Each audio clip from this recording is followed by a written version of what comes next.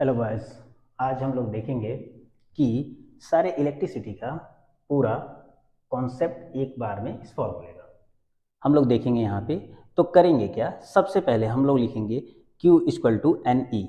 यहाँ पे Q क्या है, मेरा charge, N number of electron, E charge of electron, I current है, I equal to Q by T. Q मेरा चार्ज है और T टाइम है। इसी को मैं लिख सकता हूँ एन ई बाई टी। अब हम क्या करेंगे, V पोटेंशियल, इलेक्ट्रिक पोटेंशियल लिखेंगे W बाई क्यू।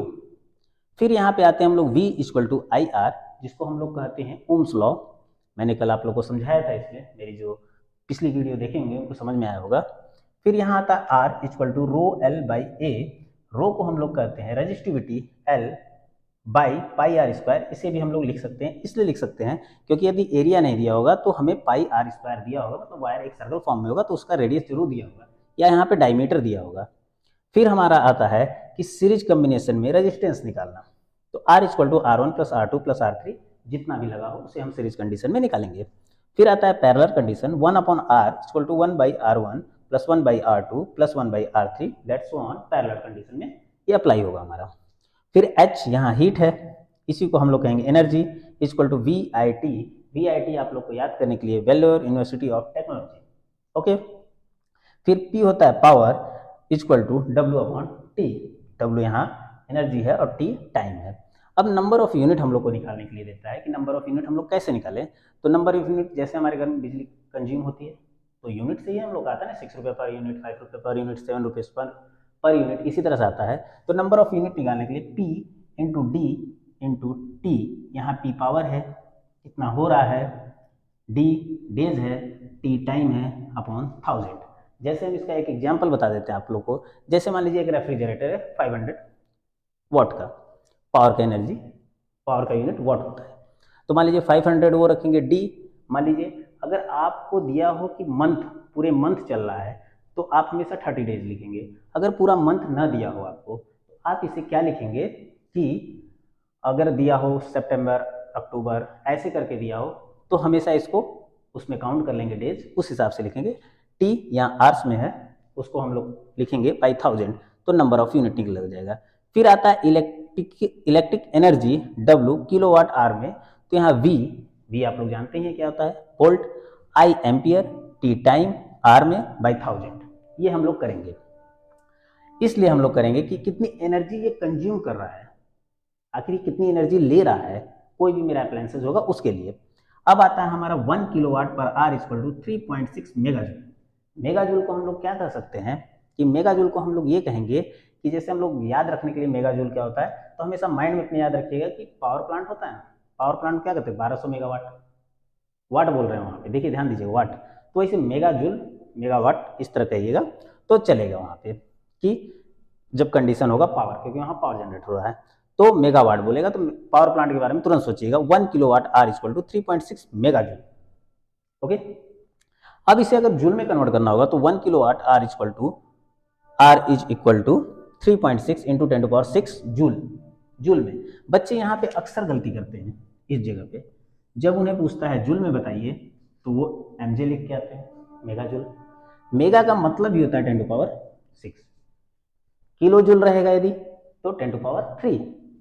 अब आता है नंबर ऑफ रजिस्टर्स निकालने के लिए, ये बहुत मोस्ट इंपॉर्टेंट चीज है। नंबर ऑफ रजिस्टर्स निकालने के लिए सीरीज कंडीशन में तो उसका फार्मूला होता है एन रजिस्टर्स निकालने के लिए R S is equal to N into R, series combination में ये है। फिर एन रजिस्टर्स निकालने के लिए पैरेलल कंडीशन में है R P equal to R by N, parallel condition में हो गया है। इसे हम लोग पूरे कह सकते हैं इलेक्ट्रिसिटी का पूरा ये है फॉर्मूला। इसके बाद यदि फिर किसी को डाउट हो तो मैं फिर एक बार दोबारा समझा दे रहा हूं कि Q equal to N E है। एन क्या है, नंबर ऑफ इलेक्ट्रॉन, ई है चार्ज ऑफ इलेक्ट्रॉन और ये है चार्ज, ओके। फिर यहाँ पे आता है I, करंट है आपका I, Q by T. Q को हम लोग एन ई यहाँ लिखें तो एन ई बाई टी लिख सकते हैं।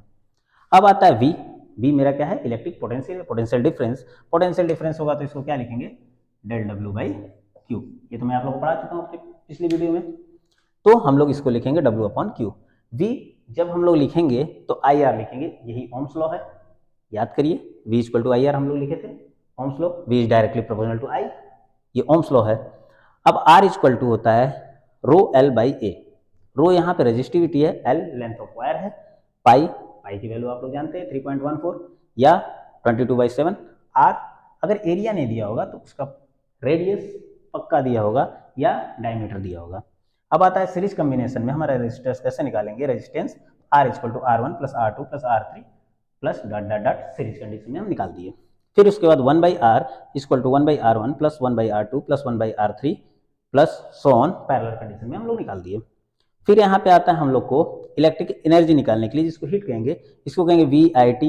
इसके फॉर्म को चेंज भी कर सकते हैं। देखिए I इक्वल टू हम लोग यहाँ से क्या लिख सकते हैं, या V इक्वल टू हम लोग यहाँ से क्या लिख सकते हैं, IR लिख सकते हैं। तो इसका एक फॉर्मूला और बनाइए, फॉर्मूले से कई फॉर्मूले बनाते जाइए ना। तो यहाँ पे हम लोग लिख सकते हैं V की जगह I R into I T. तो एक फॉर्मूला और बन जाएगा I स्क्वायर RT। ये फॉर्मूला हो गया हम लोग का। अब यहाँ था पावर का यूनिट वाट, W/T। ये हमारा एनर्जी है by time. Number of unit निकालने के लिए पावर कितना कंज्यूम हो रहा है, डेज कितना लग रहा है, टाइम यदि 6 आवर 24 आवर्स बाई 1000, ये हम लोग लिख के इसका नंबर ऑफ यूनिट निकाल देगा। जो नंबर ऑफ यूनिट में जो रुपीज में दिया रहेगा उसे हम यहाँ पे मल्टीप्लाई लास्ट में आंसर में कर देंगे, तो मेरा टोटल अमाउंट आ जाएगा कि कितने मेरा बिजली बिल हमको देना है या कितना इसमें लग रहा है। Electric energy W equal to kilowatt per hour में, V volt, I ampere, T time, R में by 1000। 1 kilowatt per hour equal to 3.6 megajoule. Megajoule just अभी मैंने आप लोग को बताया था कि मेगा पावर प्लांट के बारे में सोचेंगे, मेगाजूल क्लियर होगा। 1 kilowatt hour equal to 3.6 into 10⁻6 joule. ये हम लोग क्लियर कर लेंगे जूल कंडीशन में। N रजिस्टर्स जब निकालना होगा सीरीज में, तो RS equal to N into R। N registers जब निकालना होगा, हम लोग को फाइंड करना होगा, तो RP equal to R by N parallel condition में होगा। अगर मान लीजिए किसी बच्चे के पास पहुंचता है, अब बोर्ड के एग्जाम आ रहे हैं, मैं आप लोग के सारे चैप्टर की तैयारी करा दूंगा, इसमें कोई डाउट नहीं है। और जिस भी बच्चे के पास ये जाता है, वो अगर उनके कोई भी टच में 10th का है तो उसे ज़रूर फॉरवर्ड कीजिएगा, क्योंकि आपको कुछ करने से उसका अच्छा हो जाएगा। और मैं उन्हें कंडीशन से मैं अभी यहाँ तक पढ़ा चुका हूँ, इसके आगे मैं अब क्लास लूँगा तो मैं बताऊँगा ये सब के बारे में, प्रूविंग कराते हुए आपको आगे की तैयारी में करा दूँगा। Okay, thank you, bye.